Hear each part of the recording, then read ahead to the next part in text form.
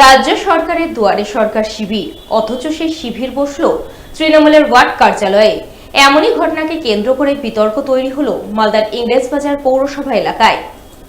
জানা গেছে, রাজ্য সরকারের পক্ষ থেকে গত 24 তারিখ থেকে শুরু হয়েছে নবম পর্যায়ে দুয়ারে সরকার শিবির। সোমবার সেই শিবির অনুষ্ঠিত হয় মালদার ইংরেজবাজার পৌরসভার 3 নম্বর ওয়ার্ডে। ওই ওয়ার্ডের তৃণমূল কাউন্সিলর মনীষা সাহা মণ্ডলের বাড়িতে। সেই বাড়িতেই রয়েছে তৃণমূল কাউন্সিলরের অফিস। অফিসের বাইরে সেই বোর্ড জ্বলজ্বল করছে, আর অফিসের ভেতর লেখা রয়েছে 3 নম্বর ওয়ার্ড তৃণমূল কার্যালয়। এদিন সেই কার্যালয়ে বসে সাধারণ মানুষকে দুয়ারে সরকার শিবিরের বিভিন্ন পরিষেবা প্রদানের জন্য আবেদনপত্র পূরণে সহায়তা করেন কাউন্সিলর মনীষা সাহা মণ্ডল। এখানে আমাদের দুয়ারে সরকার চলছে। দুয়ারে সরকারে আমাদের যা সাধারণত কাজ হয়, স্বাস্থ্যসাথী, বার্ধক্য ভাতা, বিধবা ভাতা এবং খাদ্যসাথীর বিভিন্ন কাজ, লক্ষ্মী ভাণ্ডার, এই কাজগুলি আমাদের চলছে। আমার ওয়ার্ডে আজকেই আছে, কিন্তু আমাদের পুরো ইংলিশ বাজারের সমস্ত ওয়ার্ড জুড়ে বেশ কয়েকদিন জুড়ে প্রোগ্রাম রয়েছে।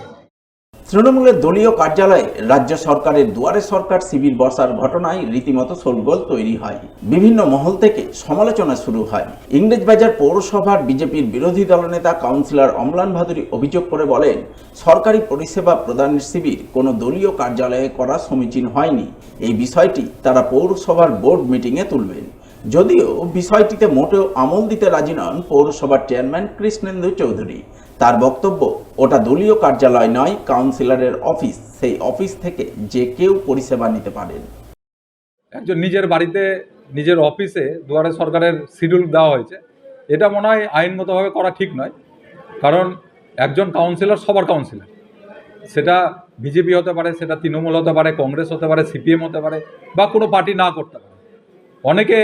অনেক সময় পার্টির ছায়াযুক্ত জায়গায় যেতে চায় না, তো স্বাভাবিকভাবে এটা একটা নিউট্রাল জায়গা, স্কুল বা এরকম কোনো একটা নিউট্রাল জায়গায় করা উচিত।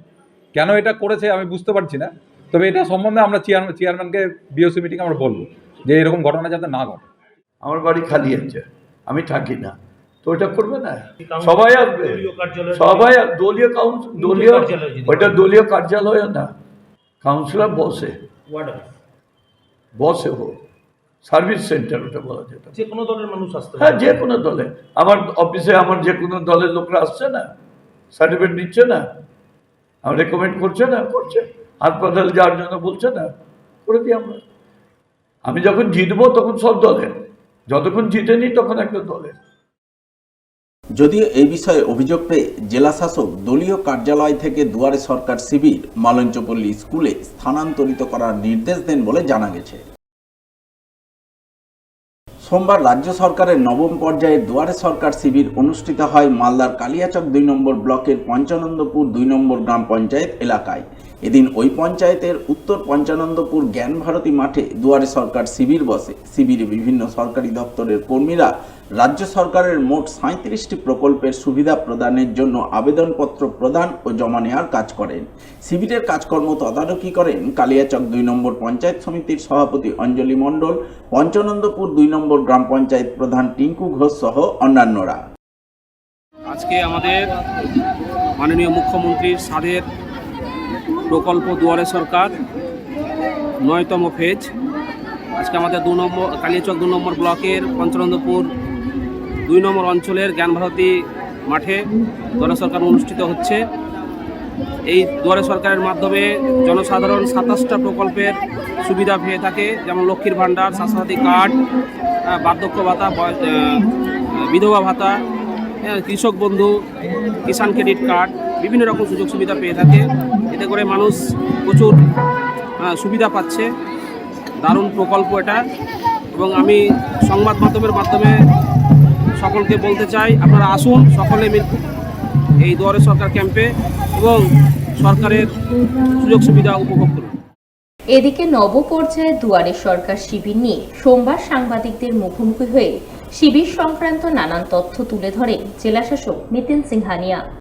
দুয়ারে সরকার ফেজ 9 24শে জানুয়ারি 2025 থেকে 1 ফেব্রুয়ারি 2025 চালু হয়েছে, এবং এখানে 37 স্কিমস অফ 18 ডিপার্টমেন্টস নিয়ে আমাদের পুরো রাজ্যে বিভিন্ন সব জেলাতেই ক্যাম্পস হচ্ছে। মালদা জেলায় মোট 4074টা ক্যাম্পস ইতিমধ্যেই শিডিউল করা হয়েছে, এবং 24 তারিখ থেকে বিভিন্ন জায়গায় ডেইলি বেসিসে অ্যারাউন্ড 400 to 500 ক্যাম্পস হচ্ছে। এখন অবধি যতগুলো ফেজ অফ দুয়ারে সরকার হয়েছে 1st to 9th, তার মধ্যে সবথেকে হাইয়েস্ট নাম্বার অফ ক্যাম্পস আমরা এই পার্টিকুলার ফেজে নিয়েছি। লাস্ট ফেজে 3870টা ক্যাম্প হয়েছিল মালদা জেলায়, এবার সেটা 4074টা ক্যাম্পস হচ্ছে। আমাদের এখানে লাস্ট যে দুয়ারে সরকার হয়েছে ওতে 36টা স্কিম ছিল, এবার একটা নতুন স্কিম রাজ্য সরকারের পক্ষ থেকে অ্যাড করা হয়েছে, সেটা হচ্ছে financial assistance for purchase of farm machinery. দুয়ারে সরকারের জন্য ডিস্ট্রিক্ট লেভেল টাস্ক ফোর্স তৈরি হয়েছে এবং সেই টাস্ক ফোর্স বিভিন্ন দফতরকে নিয়ে রেগুলারলি রিভিউ করছে, যাতে যেই উদ্দেশ্য নিয়ে দুয়ারে সরকার শুরু হয়েছে সেটা 100% সাকসেসফুল হোক। যে এখন অবধি যা স্টেটাস আমরা পেয়েছি, আমাদের average footfall per camp is more than 100, which is among the highest in the state। তার সাথে সাথে আমাদের অ্যাটলিস্ট 30% ক্যাম্পস মোবাইল ক্যাম্পস আছে, মানে যেগুলো রিমোট এরিয়াজ আছে, ফার ফ্লাং এরিয়াজ আছে, সেখানে আমরা মানে সেই গ্রামগুলোতেও মানুষ যাতে কোনো পরিষেবা থেকে বঞ্চিত না থাকেন সেখানে মোবাইল ক্যাম্পস করা হয়েছে। এই অবধি মালদা জেলায় 1.5 লাখ ফুটফল অলরেডি দেখা গেছে। 1.5 লাখ মানুষ আমাদের বিভিন্ন ক্যাম্পসে এসছেন এবং আজকের দিনে এই 3টে অবধি দাঁড়িয়ে প্রায় 31,000 মানুষ চলে এসছেন ক্যাম্পে। লক্ষ্মী ভাণ্ডারে আমাদের জেলায় নতুন করে এখন অবধি এই 27 তারিখে দাঁড়িয়ে মানে 3টে অবধি 32,000 আমাদের আরও অ্যাপ্লিকেশনস এসছে। আমাদের বিনামূল্য সামাজিক সুরক্ষা যোজনা ওতে 68,000 অ্যাপ্লিকেশনস এসছে এবং তার সাথে সাথে স্বাস্থ্যসাথীতে নেম অ্যাডিশন থেকে শুরু করে যা যা আরও প্রয়োজন ওনাদের, সেটা নিয়ে প্রায় 12,000 অ্যাপ্লিকেশনস ইতিমধ্যেই জমা পড়েছে।